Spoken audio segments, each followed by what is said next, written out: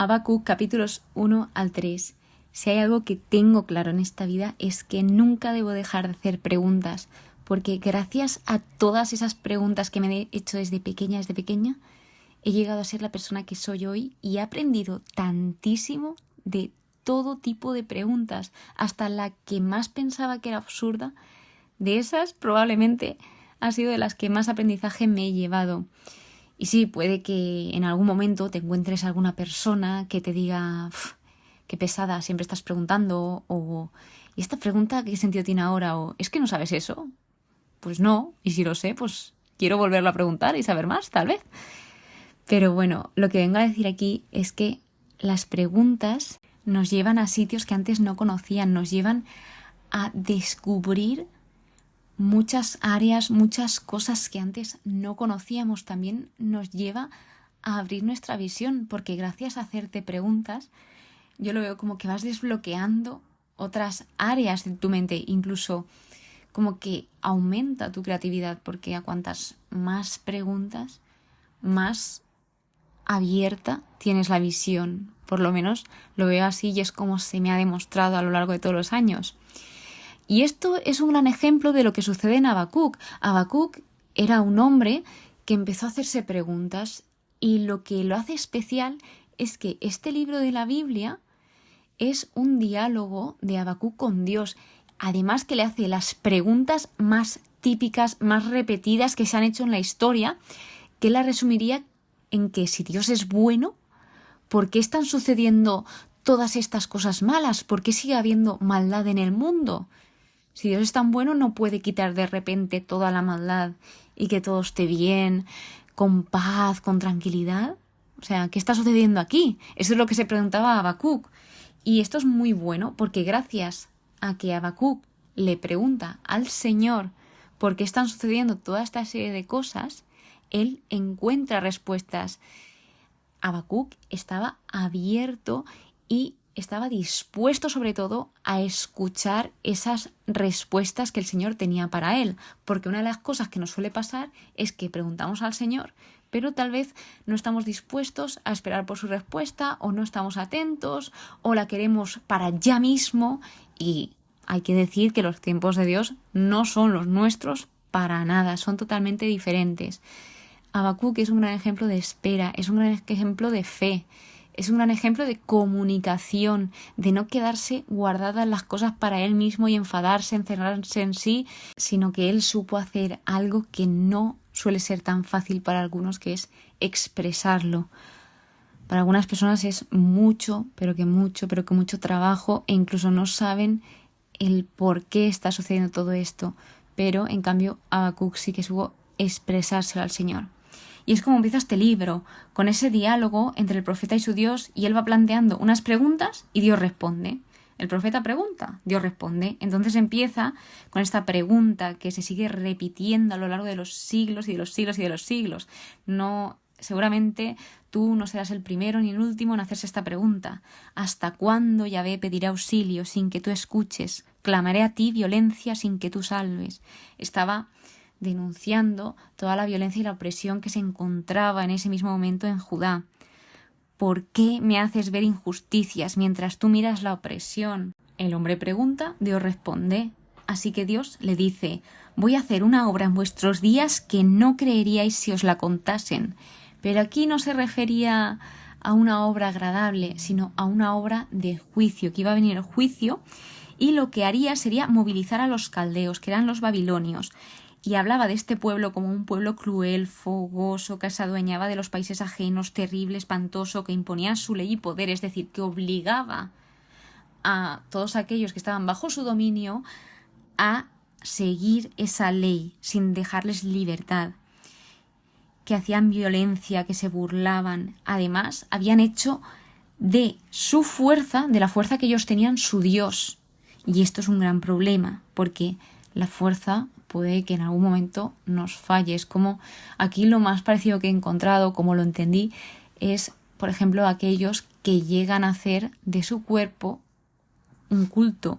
Es decir, en mi caso hubo una época en mi vida que un poco más y llegué a hacer culto a mi cuerpo, de enfocarme muchísimo solo en mi cuerpo, en trabajarlo, en hacer deporte.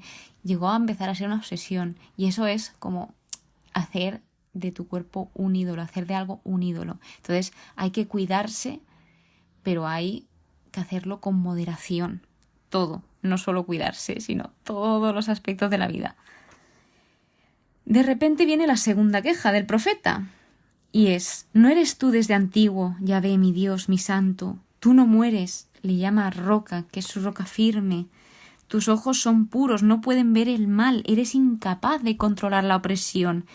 Estamos viendo cómo el profeta conocía ese carácter de Dios y le pregunta: ¿por qué ves a los traidores y callas cuando traga el impío al que es más justo que él? No lo entendía, Habacuc no llegaba a comprender por qué estaban sucediendo todas estas cosas y cómo Dios no estaba haciendo nada. Es que no lo entendía y seguía argumentando lo que pasaba, de que él veía que estaba tratando Dios a los hombres como peces del mar, como a reptiles que no tienen amo. Entonces, lo que sucedía también aquí, para ponernos en contexto, es que otra de las cosas que Habacuc no entendía era por qué Dios juzgaría a la nación pecadora, que era Judá, a través de una nación aún más pecadora, que era Babilonia. No lo llegaba a comprender. Entonces viene aquí la segunda respuesta del Señor hacia Habacuc. Aquí es donde él se muestra dispuesto a escuchar, a esperar esa respuesta del Señor. También espera que Dios lo corrigiese, porque algo que Habacuc tenía claro es que seguramente se estuviese equivocando él, pero no sabía verlo. Entonces se lo comunicó al Señor. Dice: oye, Señor, a mí me pasa todo esto. Tengo todas estas dudas. A ver qué está pasando aquí, qué está sucediendo, por qué no estoy comprendiendo esto, qué pasa aquí. Y Dios le responde que escriba esta misma visión para que dé claridad a los demás, que registre todo este tiempo, este diálogo de preguntas y respuestas para el beneficio de otros, que de hecho, de verdad, estaba estudiando este libro y me ha costado bastante como pasar la libreta porque quería escribir literalmente todos los versículos. Es que es un libro muy, pero que muy bueno. Y me he tenido que limitar bastante. Pero lo que viene aquí a decirle el Señor es: esto tiene su fecha, esta visión, que aspira a la meta y no defrauda. Si se atrasa, espérala, pues vendrá ciertamente sin retraso. Dios cumple su palabra tarde o temprano, pero la cumple en el tiempo perfecto. Y ahora viene uno de los versículos, una de las declaraciones más citadas y más importantes del Antiguo Testamento en el Nuevo Testamento, que es la siguiente: sucumbirá quien no tiene el alma recta, mas el justo por su fidelidad vivirá. En otras traducciones dice: por su fe vivirá. Se refería en este contexto que sucumbiría el orgulloso, que en este caso eran los caldeos, que eran los opresores de Judá. Y se referían como a los justos, como al pueblo de Dios, como a Judá. Luego, cuando sucede todo esto, también dice que la riqueza es traidora, que el hombre orgulloso nunca llega a saciarse, que sí, puede tener mucho orgullo, mucho poder, muchas cosas materiales, pero finalmente nunca llega a saciarse, siempre quiere más y más y más. Luego, también promete a los babilonios que así como ellos habían despojado a otras naciones, les iba a suceder lo mismo. Y luego habla de 5 imprecaciones, que en algunas Biblias les llama los 5 ayes, que empieza a decir: ¡ay de quien saca ganancia o de quien se enriquece con lo ajeno! Habla de 5 tipos de personas, que son los violentos, el que saca la ganancia inmoral, y sus respectivas razones de por qué les va a venir el juicio. Luego también habla del que construye con sangre la ciudad y funda un pueblo en la injusticia. Aquí lo único que introduce es un versículo que cita el profeta de Isaías, que es: pues la tierra acabará llenándose del conocimiento de la gloria de Yahvé, como las aguas llenan el mar.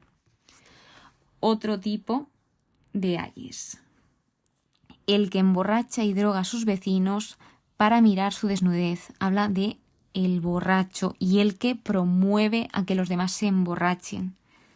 Luego, el que habla a un madero, el idólatra, que está denunciando la idolatría, porque una de las cosas que dice es: ¿de qué sirve un ídolo si él no te puede escuchar, él no te puede ver, él no puede hacer nada por ti, porque es algo material, es algo que no tiene vida? Y aquí se contrasta como el profeta antes había dicho que Dios es un Dios vivo, que Él no estaba muerto. En cambio, los ídolos realmente sí, porque nunca habían estado vivos. No hay un soplo de vida en su interior. Ellos son mudos, son engañosos. Más Yahvé está en su santo templo, silencio ante Él, tierra entera. Y luego otro del tipo de Ay era los violentos, el de las ganancias inmorales. La llamada a la intervención de Yahvé, que este es el capítulo 3, es una oración de Habacuc preciosa que es un salmo, de hecho tiene esas Shelah, y aquí el profeta reconoce la obra del Señor. Gracias a esas dudas, él entra en ese entendimiento que él había pedido al Señor de, oye, ¿por qué está sucediendo todo esto? Aquí es donde el profeta, gracias a sus preguntas, entiende y alaba al Señor por todo lo que ha hecho. Yahvé, he oído tu fama, he visto tu obra. Hazla revivir, dala a conocer. Aun en la ira, acuérdate de la compasión. Aquí está reconociendo que la obra del Señor es más grande que la que nosotros podamos pensar para nosotros. También ora por el avivamiento de la obra del Señor y por misericordia para todos ellos, para todo el pueblo del Señor. Reconoce a Dios como alguien que sale a salvar a su pueblo, como alguien que salva y alguien que ejerce justicia, que no deja al impío impune, sino que con todo hace justicia a su tiempo. Y concluye diciendo, espero tranquilo el día de la angustia que caerá sobre el pueblo que nos asalta. A pesar de todo lo que iba a suceder y de ese anuncio de juicio, él estaba tranquilo porque confiaba en Dios, porque sabía que Dios estaba en control, que Dios era soberano y poderoso. Habacuc está reconociendo su propia debilidad y reconociendo la grandeza del Señor.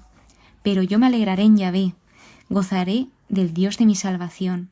Yahvé, mi Señor, es mi fuerza. Él me da pies como de cierva y me hace caminar por las alturas.